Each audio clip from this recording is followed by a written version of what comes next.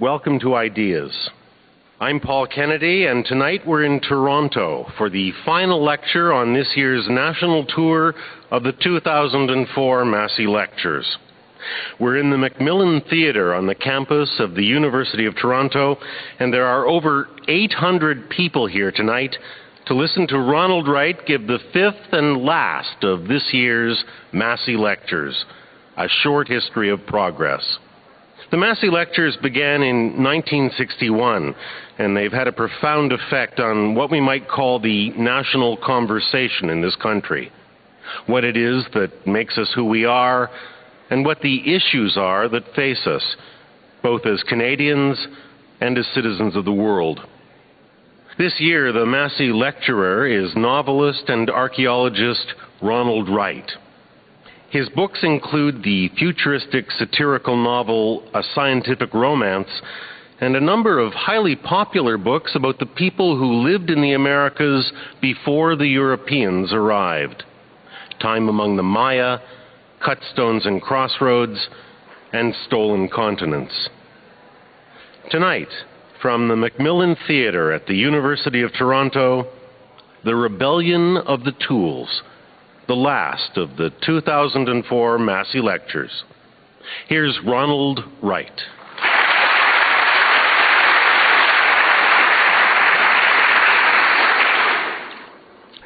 I have a weakness for cynical graffiti, and I mean reading them, not scribbling them. One relevant to the hazards of progress is this. Each time history repeats itself, the price goes up. The collapse of the first civilization on Earth, that of the Sumerians in what is now southern Iraq, affected only 500,000 people. The fall of Rome affected tens of millions, and if ours were to fail, it would, of course, bring catastrophe on billions. So far in these talks, I've looked at four ancient societies: Sumer, Rome, the Maya, and Easter Island, which in roughly 1,000 years each wore out their welcome from nature and collapsed. I've also mentioned two exceptions, Egypt and China, who achieved a run of 3,000 years or more. In his book on past collapses, Joseph Tainter nicknames three kinds of trouble: the runaway train, the dinosaur, and the house of cards. These usually act together. The Sumerians' irrigation was certainly a runaway train, a disastrous course from which they could not deviate. Their rulers' failure to tackle the problem qualifies them as dinosaurs, and the civilization's swift and irreparable fall shows it to have been a house of cards. Much the same can be said of the other failures. We are faced by something deeper than mistakes at any particular time or place. The invention of agriculture is itself a runaway train, leading to vastly expanded populations, but seldom solving the food problem because of two inevitable or nearly inevitable consequences. The first is biological. The population grows until it hits the bounds of the food supply. The second is social. All civilizations become hierarchical. The upward concentration of wealth ensures that there can never be enough to go around. Thomas Malthus explored the first dilemma, and thinkers from Christ to Marx have touched on the second. As the Chinese saying has it, the peasant must stand a long time on the hillside with his mouth open before a roast duck flies in. Civilization is an experiment, a very recent way of life in the human career, and it has a habit of walking into what I'm calling progress traps. A small village on good land beside a river is a good idea, but when the village grows into a city and paves over the good land, it becomes a bad idea. While prevention might have been easy, a cure may be impossible. This human inability to foresee long-range consequences may be inherent to our kind, shaped by the millions of years when we lived hand-to-mouth by hunting and gathering. It may also be little more than a mix of inertia, greed, and foolishness encouraged by the shape of the social pyramid. The concentration of power at the top of large-scale societies gives the elite a vested interest in the status quo. They continue to prosper in darkening times, long after the environment and general populace begin to suffer. Yet, despite the wreckage of past civilizations littering the earth, the overall experiment of civilization has continued to spread and grow. The numbers, insofar as they can be estimated, break down roughly as follows. A world population of 200 million or so at Rome's height in the 2nd century AD. About 400 million by the year 1500, when Europe reached the Americas. 1 billion by 1825, at the start of the Coal Age. 2 billion by 1925, when the Oil Age gets underway. And 6 billion by the year 2000. Even more startling than the growth is the acceleration. Adding 200 million after Rome took 13 centuries. Adding the latest 200 million took 3 years. We tend to regard our age as exceptional, and in many ways it is. But the parochialism of the present, the way our eyes follow the ball and not the game, is dangerous. Absorbed in the here and now, we lose sight of our course through time, forgetting to ask ourselves Paul Gauguin's final question: where are we going? If so many previous ages ran into natural limits and crashed, how has our runaway train, if that's what it is, been able to keep on gathering speed? I suggested earlier that the Chinese and Egyptian civilizations were exceptionally long-lived because nature gave them lavish subsidies of extra topsoil, brought in by wind and water from elsewhere. But some credit must go to human ingenuity. The number of mouths an acre of land can support, and the length of time it can go on supporting them, doesn't depend only on natural fertility. Civilization did get better at farming as it went along. Crop rotation and the use of green manure, the plowing under of nitrogen-fixing plants, raised yields considerably in early modern times. The Asian development of wet rice cultivation was highly productive, and its precisely leveled paddy fields encouraged sustainable tillage on hillsides.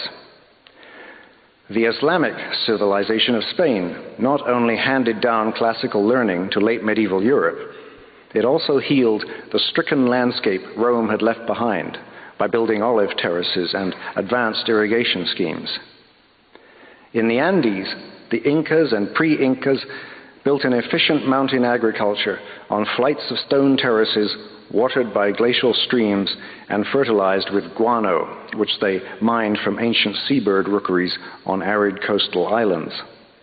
Studies of Andean terracing in use for the past 1,500 years show no loss of fertility. Such steady improvements in farming methods can explain a steady rise in population, but not the great boom of the past few centuries. Mechanization and sanitation may account for later stages of the boom, but not its beginnings, which predate farm machinery and public health. The takeoff point was about 1 century after Columbus, and this was when the strange fruits of the Spanish conquest began to be digested.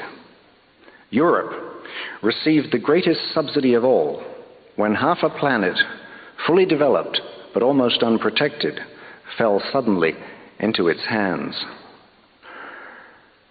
If America had been a wilderness, the invaders wouldn't have got much out of it for a long time.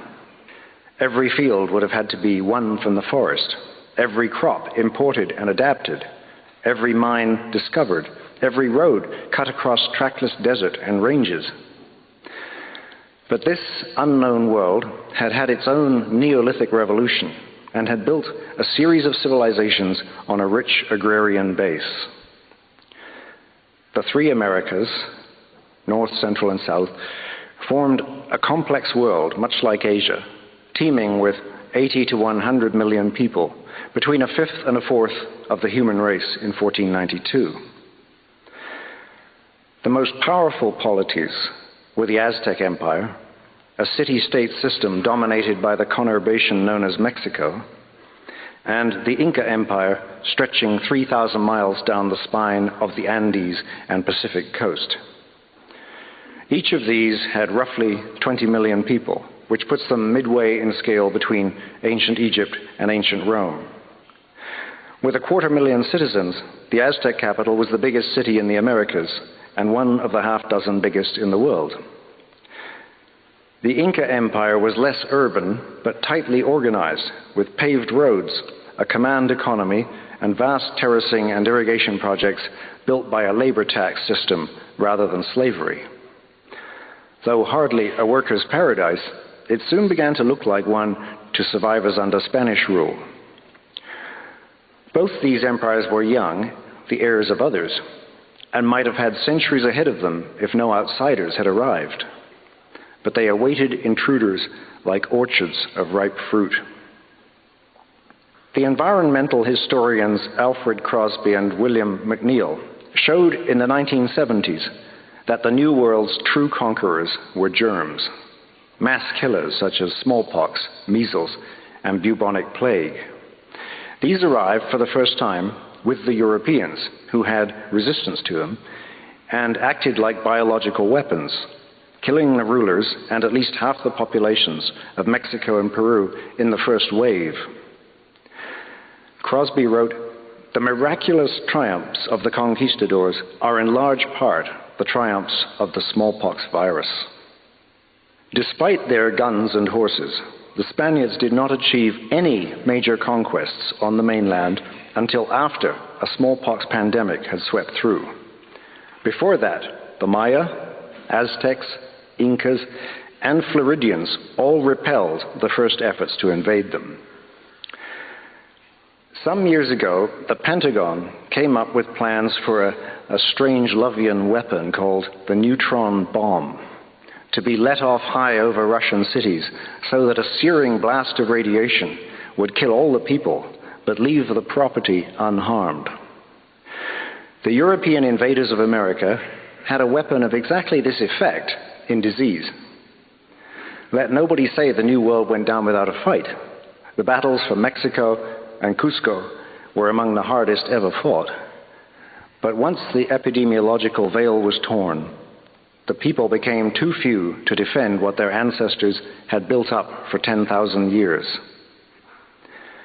They died in heaps like bedbugs, wrote a Spanish friar in Mexico. Except for the Great Plains and cold regions, even North America was not wild in 1500. Hollywood may have persuaded us that the typical Indian was a nomadic hunter. But in truth, all temperate zones of the United States, from the southwest to the southeast and north to Missouri, Ohio, and the Great Lakes, were thickly settled by farming peoples. When the Pilgrims arrived in Massachusetts, the Indians had died out so recently that the whites found empty houses, winter corn, and cleared fields waiting for their use, a foretoken of the settlers' parasitic advance across the continent. Europeans did not find a wilderness here. American historian Francis Jennings has written, "They made one." For the Spanish, disease was a better weapon than a neutron bomb because just enough Amerindians survived to work the mines. The Aztec and Inca treasures were only a down payment on all the gold and silver that would flow across the Atlantic for centuries.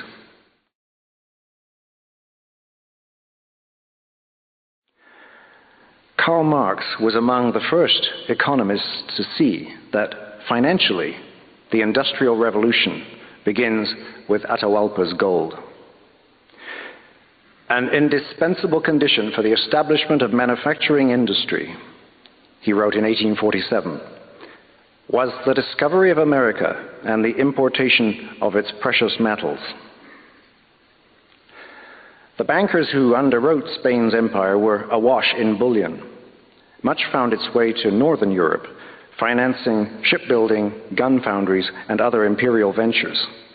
Much also went on European wars, and wars between peers are mothers of invention. In a way, Mao Zedong didn't intend. Power would indeed grow from the barrel of a gun.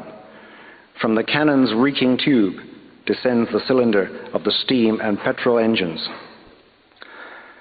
Gold and silver formed just one side of a transatlantic triangle of loot, land, and labor. The New World's widowed acres, and above all its crops, would prove far more valuable than its metal in the long run. At their Thanksgiving dinners, devout Americans thank their God for feeding them in a wilderness. They then devour a huge meal of turkey, maize, beans, squash, pumpkin, and potatoes.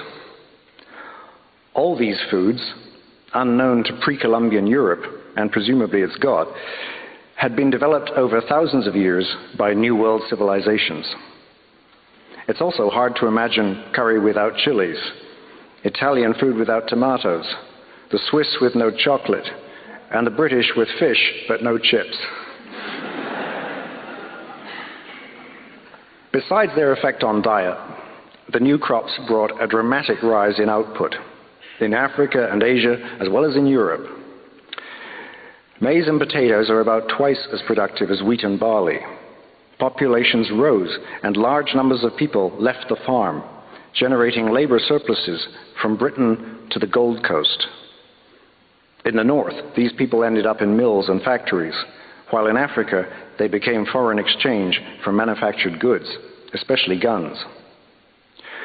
Later, Europe also began exporting surplus people to fill the prairies and the pampas. With the invention of farm machinery, the old world grains became less labor-intensive, and with the rediscovery and worldwide use of guano, another gift of Inca agriculture, crop yields soared. And when the guano deposits and other natural fertilizers were exhausted, commercial farming became almost entirely dependent on chemical fertilizers made from oil and gas. Fossil energy not only powers, but feeds the modern world. We are actually eating oil. I'm Paul Kennedy, and this is Ideas. From the Macmillan Theatre at the University of Toronto, you're listening to The Rebellion of the Tools, the fifth and last of Ronald Wright's 2004 Massey Lectures, A Short History of Progress. We will never know when, where, or even whether the Industrial Revolution would have happened had America not existed. My guess is that it would, but later and more gradually. It might have begun in China rather than Europe, or in both. But that's for the what-if school of history. All we can say is that things would have been very different.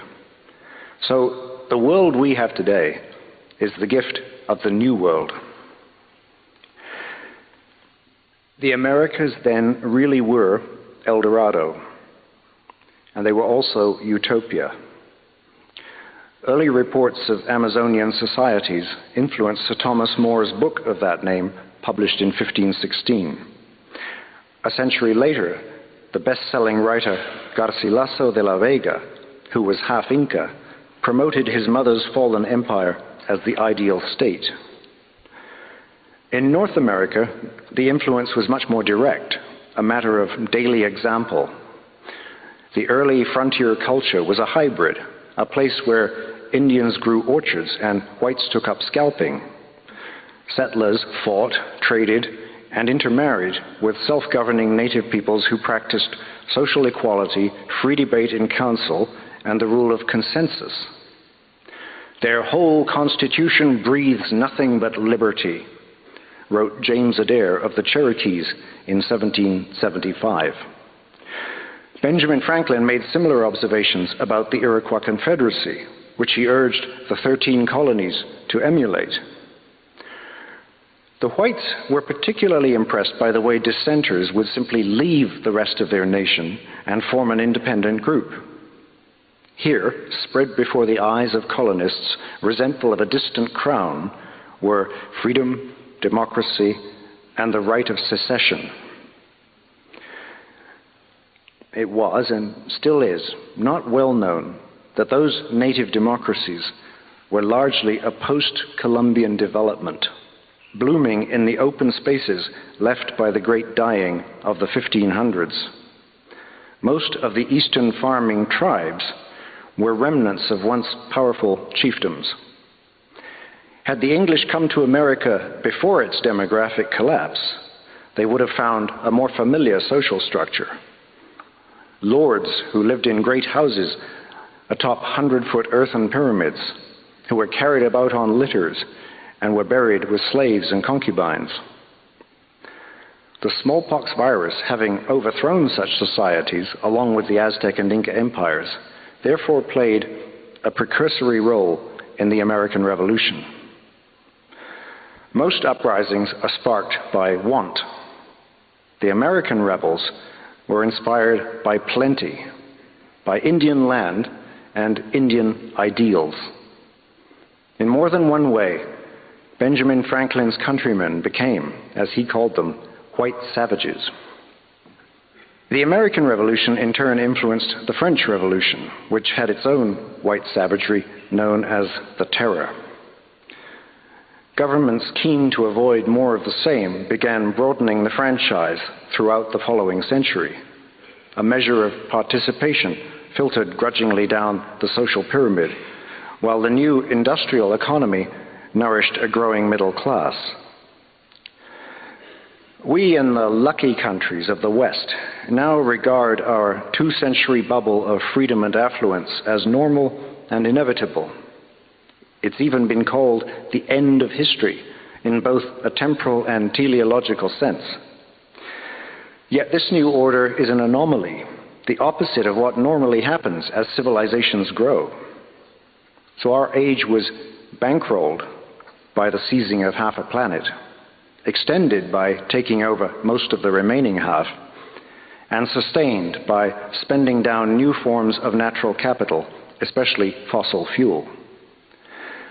In the New World, the West hit the biggest bonanza of all time, and there won't be another like it, not unless we find the civilized Martians of H.G. Wells, complete with the vulnerability to our germs that undid them in his War of the Worlds.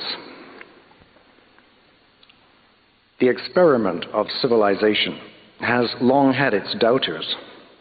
The tales of Icarus, Prometheus, and Pandora illustrate the risks of being too clever by half, a theme also known to Genesis.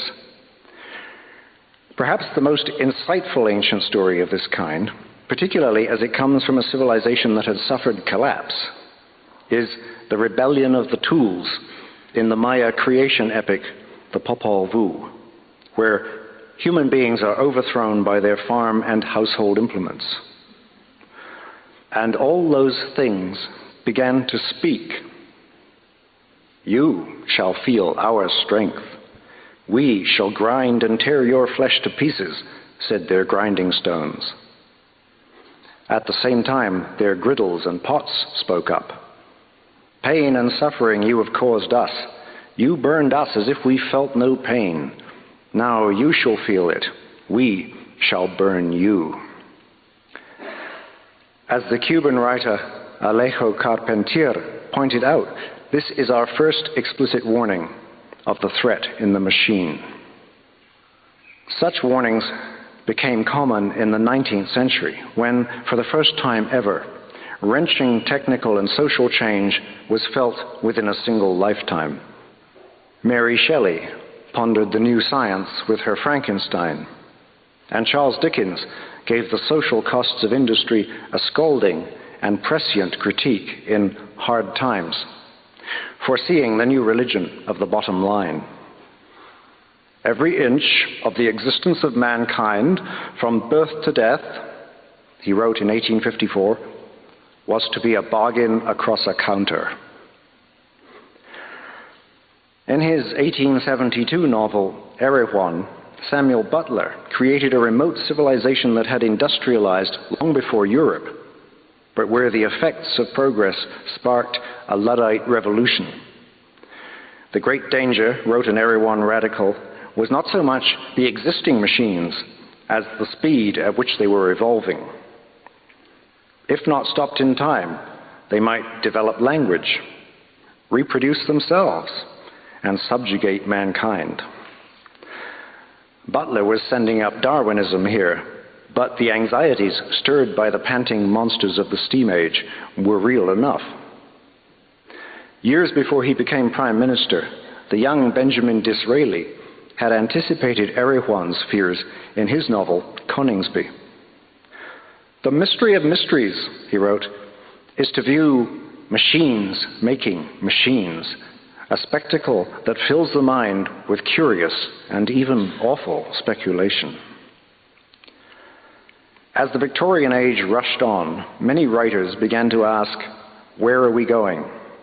If so much was happening so quickly in their century, what might happen in the next? Butler, Wells, William Morris, and many others mixed fantasy, satire, and allegory to create a genre known as the scientific romance. In The Time Machine of 1895, Wells sent a traveler to a distant future where the human race has split into two species, the Eloi and the Morlocks. The Eloi are a sybaritic upper class living brainlessly on the industrial toil of the Morlocks, never guessing that these underground subhumans, seemingly their slaves, are in fact raising them for meat. In his News from Nowhere, William Morris, perhaps better known nowadays for Wallpaper, dreamt up a post-industrial new age, a utopia of honest workmanship and free love, from which he attacked the first great wave of globalization, the world market ruled by the steamship, the telegraph, and the British. The happiness of the workman at his work, his most elementary comfort and bare health, did not weigh a grain of sand in the balance against this dire necessity of cheap production of things, a great part of which were not worth producing at all. The whole community was cast into the jaws of this ravening monster, the world market. While we may learn from the past, we don't seem to learn much. That last generation before the First World War was in many ways a time like ours, an old century grown tired, a new century in which morality's uncertainties were withering. Terrorists were lurking in the shadows, and industrialists declaiming from their mansions that free enterprise would spread a new Jerusalem to all. More thoughtful observers sensed that change was running out of control and began to fear that with the powers of industry, mankind had found the means to suicide. They saw jingoistic nation-states engaged in an arms race. They saw social exploitation and vast urban slums, contaminated air and water, and civilization being conferred on savages through the barrels of machine guns. What if those guns were turned not on Zulus or Sioux, but on other Europeans? What if the degradation of the slums caused degeneration of the human race? What exactly was the point of all this economic output if, for so many people, it meant deracination, misery, and filth? By the end of his voyage, Wells's time traveler regards civilization as only a foolish heaping that must inevitably destroy its makers in the end.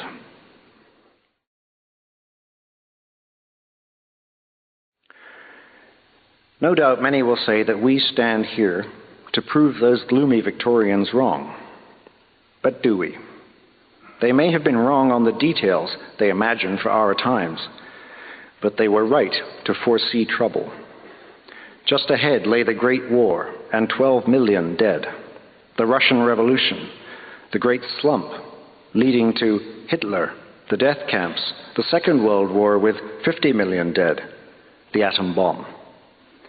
And these in turn to the Korean War, the Cold War, the near-fatal Cuban Missile Crisis, Vietnam, Cambodia, Rwanda. Even the most pessimistic Victorian might have been surprised to learn that the 20th century would slaughter more than 100 million in its wars, twice the entire population of the Roman Empire. The price of history does indeed go up. The Victorian scientific romances had two modern descendants, mainstream science fiction and profound social satire set in nightmare futures. The latter includes several of the last century's most important books: Aldous Huxley's Brave New World, George Orwell's 1984, and J.M. Coetzee's Waiting for the Barbarians, plus a number of post-nuclear wastelands, of which Russell Hoban's Ridley Walker has to be the masterpiece. With the nuclear threat fading, maybe, modern apocalyptic novels have revisited concerns first raised before Hiroshima, especially the risks of new technology. The clanking monsters of Erewhon have now taken subtler forms that threaten the whole biosphere. Climate disruption, toxic waste, new pathogens, nanotechnology, cybernetics, genetic engineering. One of the dangers of writing a dystopian satire is how depressing it is when you get things right. 10 years ago, I began working on my novel, A Scientific Romance, a title I chose to acknowledge the Victorians and because my theme was our love affair with science. For satirical purposes, I made what I thought were wild extrapolations. I had a character die of mad cow disease, thinking that in the final draft I would probably have to kill her off with something less far-fetched. By the time the book was published in 1997, dozens of people really had died of mad cow. Other elements of the satire: climate change that turns wintry London into a tropical swamp, a race of genetically modified survivors, and a GM grass that doesn't need mowing because it has the self-limiting properties of human pubic hair, no longer seem quite the funhouse mirrors they were when I began. And just a few months ago, something more specific came to haunt me. In the jungly ruins of London, my protagonist finds a street blocked off and buildings fortified with concrete slabs. And here he deduces an embattled British government must have spent its final days in the 2030s. Earlier this year, I read in the Globe and Mail that Tony Blair's government is planning to surround the Houses of Parliament with a 15-foot concrete wall and razor wire. I don't want to be a prophet, and I certainly don't claim to be. It doesn't take Nostradamus to foresee that walls will go up in times of crisis, though the thickest walls are in the mind. A telling feature of the real mad cow disaster was how long the British government did nothing except hope for the best. In her recent dystopia, Oryx and Crake, which concentrates on biotechnology, Margaret Atwood also portrays the collapse of civilization in the near future. One of her characters asks, "As a species, we're doomed by hope, then?" By hope? Well, yes. Hope drives us to invent new fixes for old messes, which in turn create ever more dangerous messes. Hope elects the politician with the biggest empty promise. Hope, like greed, fuels the engine of capitalism.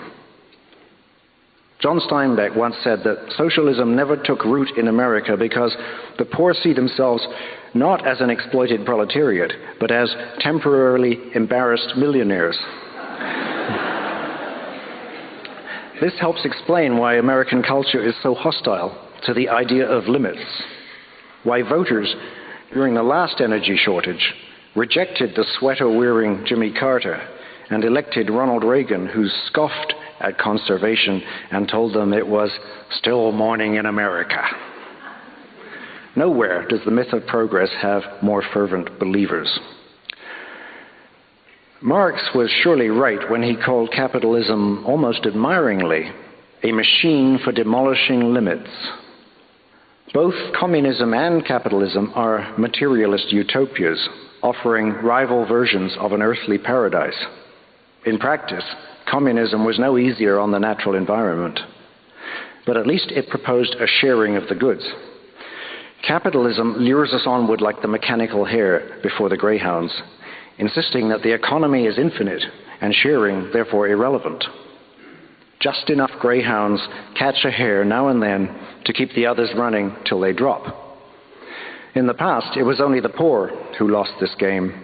Now it is the planet. Those who traveled in their youth and have gone back to old haunts after 20 or 30 years can't fail to observe the massive onslaught of progress, whether it be the loss of farms to suburbs, rivers to dams, mountains to cement quarries, or coral reefs to condominiums. We still have differing cultures and political systems, but at the economic level, there is now only one big civilization, feeding on the whole planet's natural capital.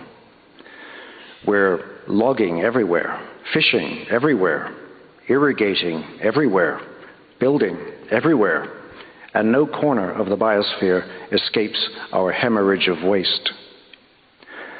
The 20-fold growth in world trade since the 1970s has eliminated self-sufficiency.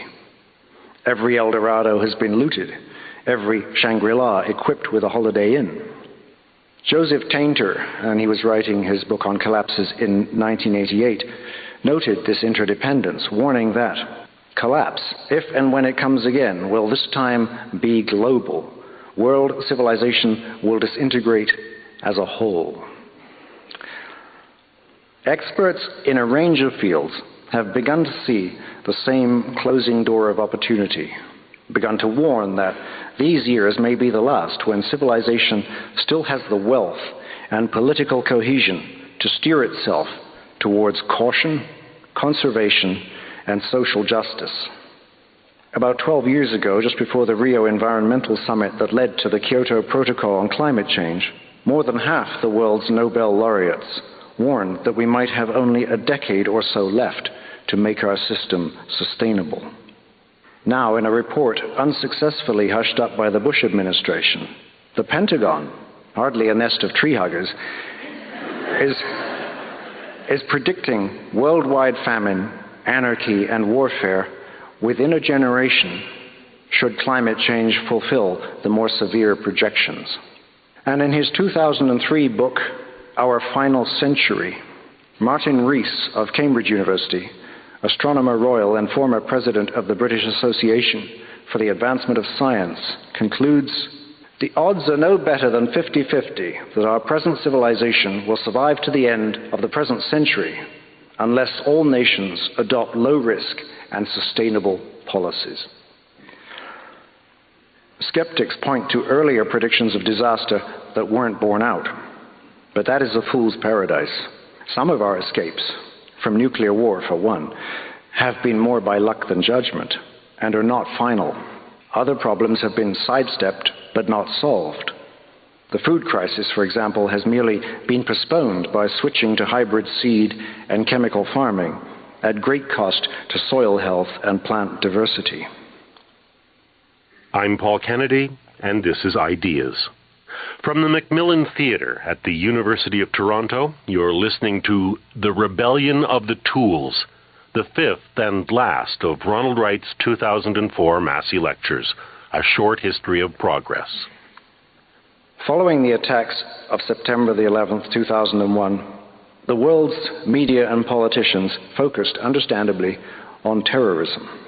Two things need to be said here. First, terrorism is a small threat compared with hunger, disease, or climate change. 3,000 died in the United States that day. 25,000 die every day in the world from contaminated water alone. Each year, 18 million babies are born mentally impaired by malnourishment. Each year, an area of farmland greater than Scotland is lost to erosion and urban sprawl, much of it in Asia. Second, terrorism cannot be stopped by addressing symptoms, yet not the cause. Violence is bred by injustice, poverty, inequality, and other violence. This lesson was learned very painfully in the first half of the 20th century at a cost of some 80 million lives. Of course, a full belly and a fair hearing won't stop a fanatic, but they can greatly reduce the number who become fanatics. After the Second World War, a consensus emerged to deal with the roots of violence by creating international institutions and democratically managed forms of capitalism based on Keynesian economics and America's New Deal. This policy, though far from perfect, succeeded in Europe, Japan, and some parts of the Third World. Remember when we spoke not of a war on terror, but of a war on want. To undermine that post-war consensus and return to archaic political patterns is to walk back into the bloody past. Yet that is what the new right has achieved since the late 1970s, rewrapping old ideas as new and using them to transfer the levers of power from elected governments to unelected corporations. A project sold as tax cutting and deregulation by the rights courtiers in the media, of which Canada certainly has its share. The conceit of laissez-faire economics, that if you let the horses guzzle enough oats, something will go through for the sparrows. That was John Kenneth Galbraith, not me. Has been tried many times and has failed many times, leaving ruin and social wreckage. Taxes in most countries have not, in fact, been lowered. They were merely shifted down the income pyramid and diverted from aid and social programs towards military and corporate ones. The great American judge Oliver Wendell Holmes once said, "I don't mind paying taxes. They buy me civilization."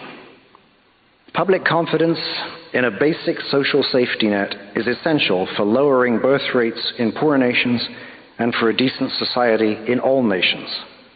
The removal of that confidence has set off a free-for-all that is stripping the earth. The revolt against redistribution is killing our future.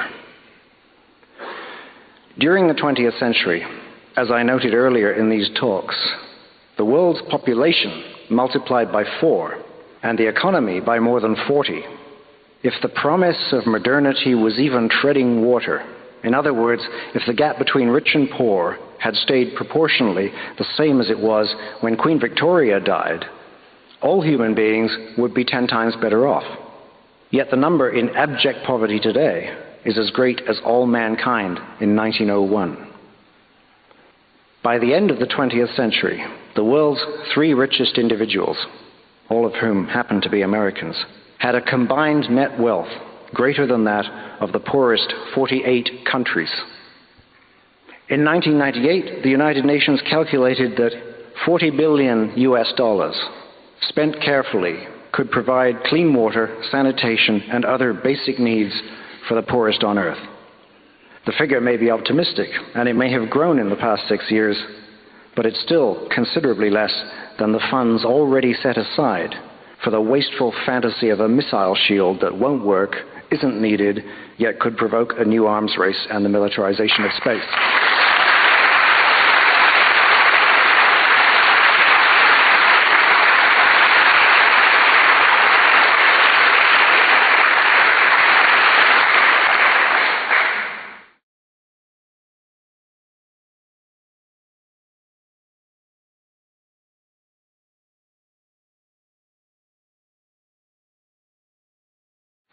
Consider Joseph Tainter's 3 modes of collapse: the runaway train, the dinosaur, the house of cards.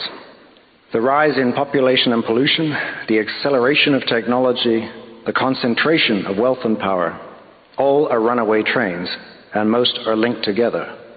Population growth is slowing, but by 2050 there will still be 3 billion more on Earth. We may be able to feed that many in the short run, but we'll have to raise less meat, which takes 10 pounds of food to make 1 pound of food, and we'll have to spread that food around. What we can't do is keep consuming as we are, or polluting as we are. We could help countries such as India and China industrialize without repeating our mistakes. But instead, we exclude environmental standards from trade agreements. Like sex tourists with unlawful lusts, we do our dirtiest work among the poor.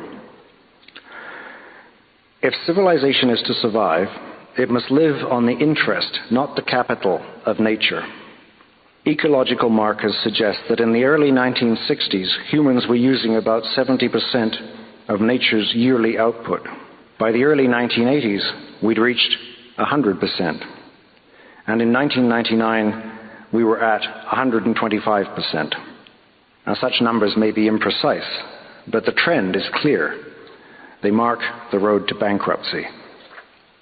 None of this should surprise us after reading the flight recorders in the wreckage of crashed civilizations. Our present behavior is typical of failed societies at the zenith of their greed and arrogance. This is the dinosaur factor, hostility to change from vested interests, and inertia at all social levels. George Soros, the reformed currency speculator, calls the economic dinosaurs market fundamentalists. I'm uneasy with this term because so few of them are true believers in free markets, preferring monopolies, cartels, and government contracts. But his point is well taken. The idea that the world must be run by the stock market is as mad as any other fundamentalist delusion, Islamic, Christian, or Marxist. In the case of Easter Island, the statue cult became a self-destructive mania, an ideological pathology. In the United States today, market extremism has bled with evangelical extremism to fight intelligent policy on messianic grounds. Mainstream Christianity is an altruistic faith, yet this offshoot is actively hostile to the public good, a kind of social Darwinism by people who hate Darwin. President Reagan's Secretary of the Interior told Congress not to bother with the environment because, in his words, "I don't know how many future generations we can count on until the Lord returns." George W. Bush surrounded himself with similar minds and pulled out of the Kyoto Accord on climate change. Adolf Hitler once gleefully exclaimed, "What luck for the rulers that the people do not think." But what can we do? What can we do when the rulers will not think? Civilizations often fall quite suddenly, the house of cards effect, because as they reach full demand on their ecologies, they become highly vulnerable to natural fluctuations. The most immediate danger posed by climate change is weather instability causing a series of crop failures in the world's breadbaskets. Droughts, floods, fires, and hurricanes are rising in frequency and severity. The pollution surges caused by these and by wars add to the gyre of destruction. Alfred Crosby sardonically observed, "Mother Nature always comes to the rescue of a society stricken with overpopulation, and her ministrations are never gentle." The case for reform that I've tried to make is not based on altruism, nor on saving nature for its own sake. I happen to believe these are moral imperatives, but such arguments cut against the grain of human desire. The most compelling reason for reforming our system is that the system is in no one's interest. It's a suicide machine. All of us have some dinosaur inertia within us. But I honestly don't know what the activist dinosaurs, the hard men and women of big oil and the far right, think they're doing. They have children and grandchildren who will need safe food and clean air and water and who may wish to enjoy healthy oceans and forests. Wealth can buy no refuge from pollution. Pesticides sprayed in China condense in Antarctic glaciers and Rocky Mountain tarns. And wealth is no shield from chaos, as the surprise on each haughty face that rolled from the guillotine made clear. There's a saying in Argentina that each night God cleans up the mess the Argentines make by day. This seems to be what our leaders are counting on, but it won't work. Things are moving so fast that inaction itself is one of the biggest mistakes. The 10,000-year experiment of the settled life will stand or fall by what we do and don't do now. The reform that's needed is not anti-capitalist, anti-American, or even very deep environmentalist. It is simply the transition from short-term to long-term thinking, from recklessness and excess to moderation and the precautionary principle. The great advantage we have, our best chance for avoiding the fate of past societies, is that we know about those past societies. We can see how and why they went wrong. Homo sapiens has the information to know itself for what it is. A species of Ice Age hunter, only half evolved towards intelligence, clever but seldom wise. We are now at the stage when the Easter Islanders could still have halted the senseless cutting and carving, could have gathered the last tree's seeds to plant out of reach of the rats. We have the tools and the means to share resources, clean up pollution, dispense basic health care and birth control, to set economic limits in line with natural ones. If we don't do these things now, while we prosper, we will never be able to do them when times get hard. Our fate will twist out of our hands, and this new century will not grow very old before we enter an age of chaos and collapse that will dwarf all the dark ages in our past.